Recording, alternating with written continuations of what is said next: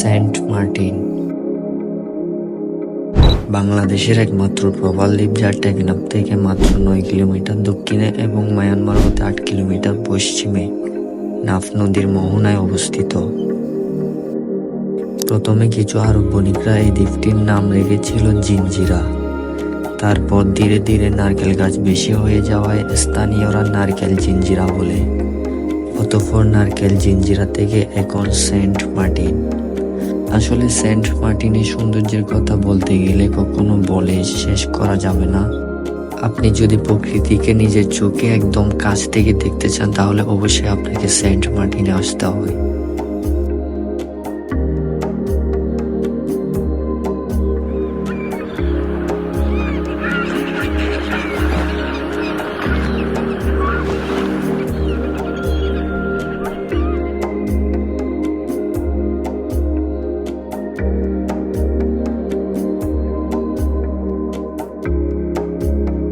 আজকে আমাদের গন্তব্য সেই সেন্ট মার্টিনে। শুরুতে চট্টগ্রাম থেকে আমরা হানিফ বাসে করে কক্সবাজারের উদ্দেশ্যে রওনা দিই। যাওয়ার পথে হোটেল মিট ইন লিমিটেড নামের একটি রেস্টুরেন্টে 20 মিনিটের একটি যাত্রা বিরতি দেওয়া হয়।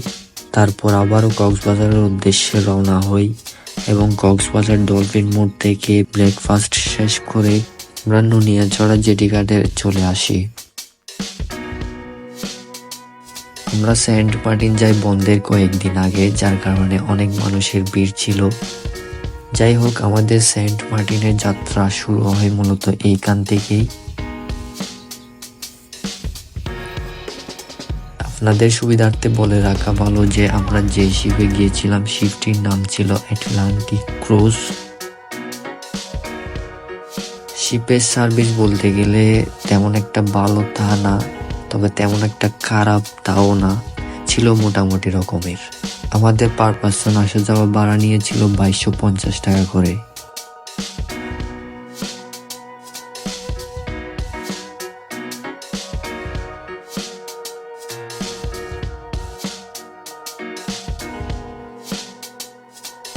এখন আমরা সেন্ট মার্টিনের উদ্দেশ্যে যাচ্ছি।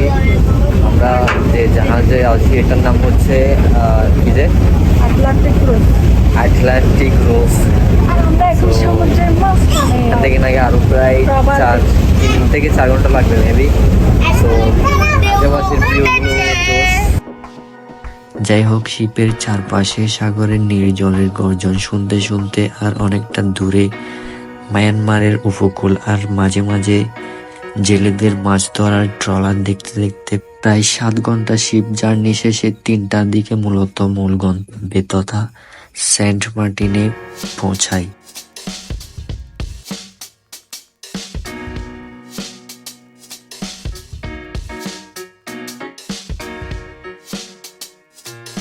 আমাদের রিসোর্ট ছিল একদম সমুদ্রের পাশেই, যদিও রুমটা একটু সমুদ্র থেকে দূরে ছিল।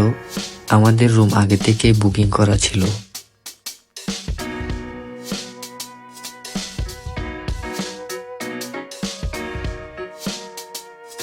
তবে রেস্টুরেন্টটা ছিল একদম সমুদ্রের সাথেই।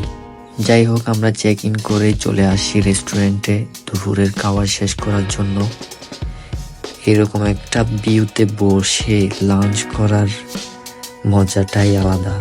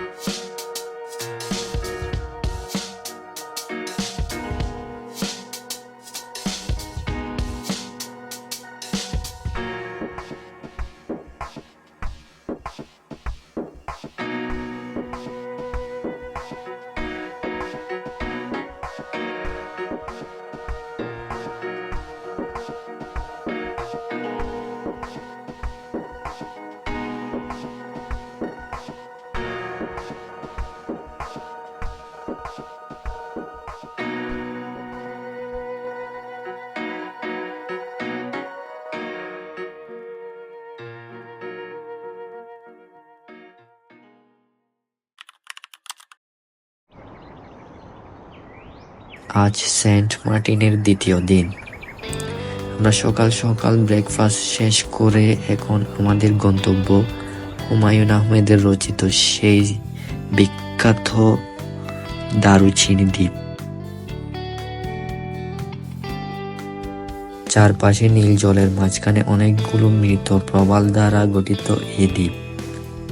দারুচিনি দ্বীপ হতে আপনি পুরো সেন্ট মার্টিনের একটি সুন্দর ভিউ দেখতে পাবেন।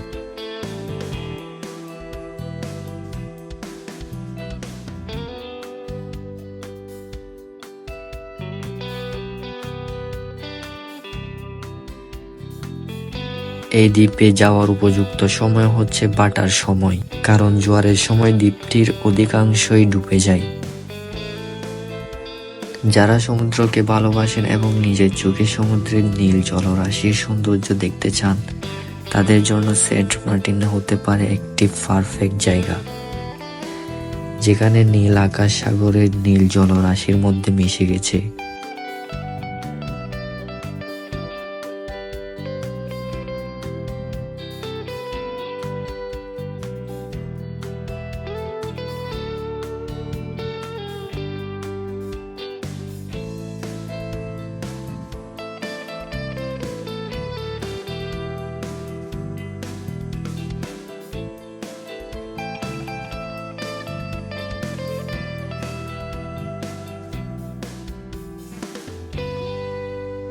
রাতে আমরা সমুদ্রের পাশে ছোট একটি বাজারে যাই সামুদ্রিক মাছের বারবিকিউ খাওয়ার জন্য।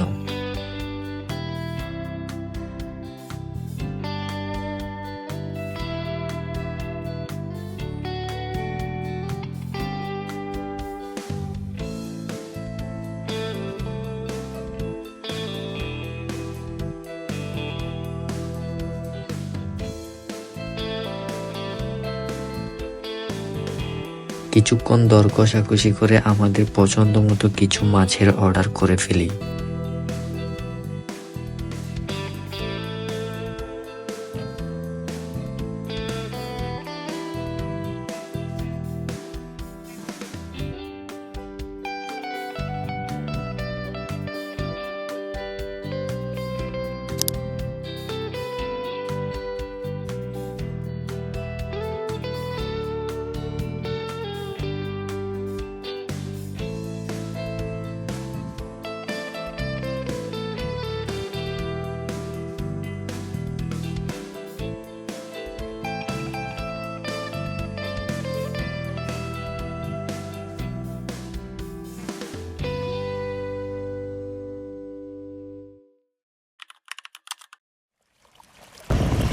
গুড মর্নিং গাইস, আজকে হচ্ছে সেন্ট মার্টিনের লাস্ট ডে।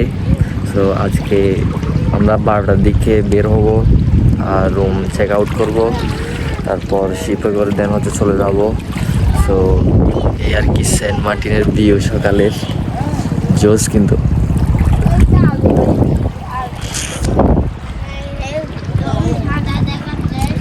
পানিগুলা যে এত ক্লিন ভাই, আমার ইচ্ছে করতেছে এগুলো খেয়ে ফেলি। তৃতীয় দিন আমরা সকাল 10টার দিকে রুম চেক আউট করে বিচে কিছুক্ষণ সময় কাটাই।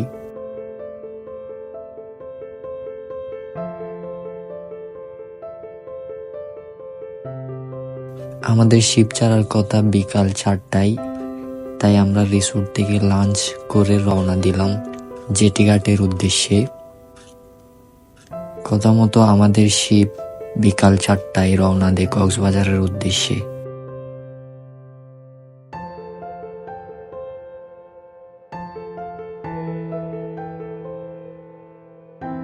আসলে সত্যি বলতে এত সুন্দর জায়গা থেকে আর বাসায় যেতে ইচ্ছে করতেছে না, তারপরেও যেতে হবে, কিছু করার নাই।